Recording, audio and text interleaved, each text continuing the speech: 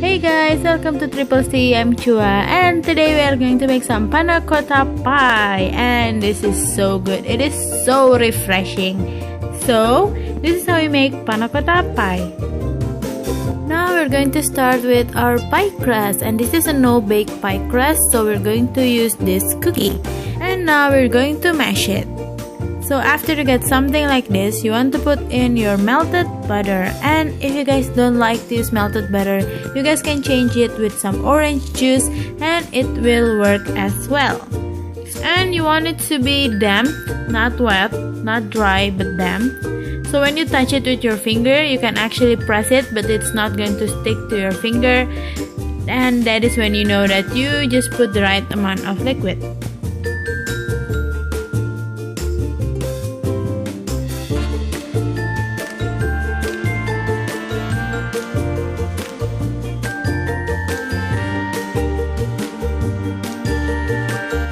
Shape our pie crust, I'm going to use this removable bottom pie tin, and I'm just going to put all of my cookie dough or cookie crumb into the tin.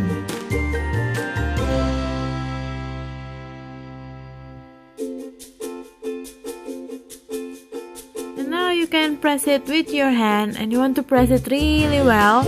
And you can even use the back of a glass if you like, because they are flat and it is good. And you will have something like this. Ah, look at that! It's so cool! And now you want to let it chill in the chiller for about 1 hour.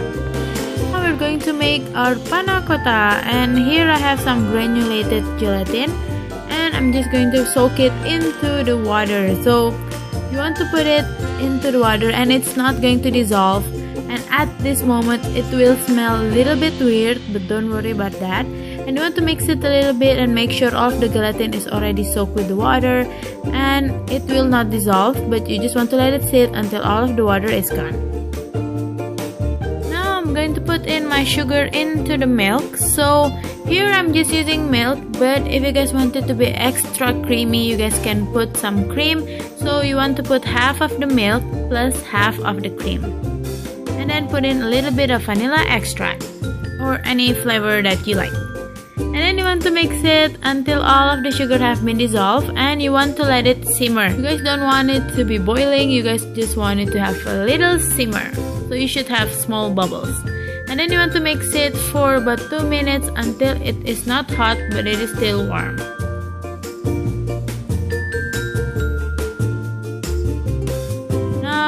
As you can see here, all of the water is gone, and look at that, it is already hard, but there is still some granulated gelatin here, and don't worry about that because we're going to strain the milk later on.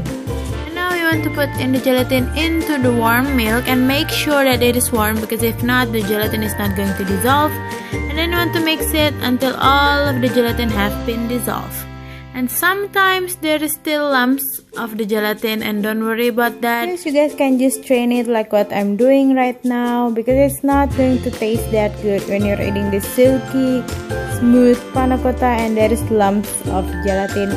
So I really recommend you to strain your panna cotta.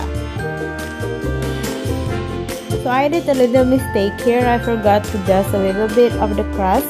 So after you put it in the chiller, you're supposed to dust it so that there's no crumbs floating around like this.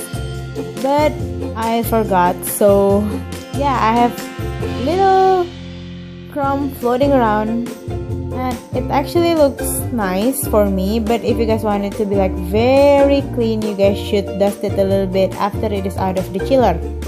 So now you want to let it sit in the chiller for about 13 minutes or 20 minutes until it is all set and ready to eat. So a lot of people have been asking, what is the difference between pudding, panna cotta and jelly?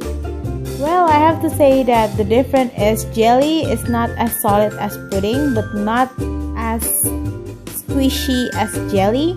And the texture when you eat it, you know how you still have to bite and chew on pudding and jelly? But with panna cotta, you don't really have to do that because it melts in your mouth. It is so good. When you put it in your mouth, it will just melt and gone. So it is very good. And when you're not using the pie crust, the panna cotta itself will jiggle. It is actually very fun to watch. So if you guys want to see how the panna cotta jiggles, you guys can not use the pie crust and just make the panna cotta, because it actually jiggles different than jelly. I know jelly also jiggles, but it's kind of different, so you just have to try it. Anyway, if you guys like this video, please give it a thumbs up. If you guys don't like it, then please give it a thumbs up. If you guys want the full recipe, you guys can go check it out on Instagram. Link is on the description box below. Don't forget to give it a like, and don't forget to subscribe, and see you guys in the next video.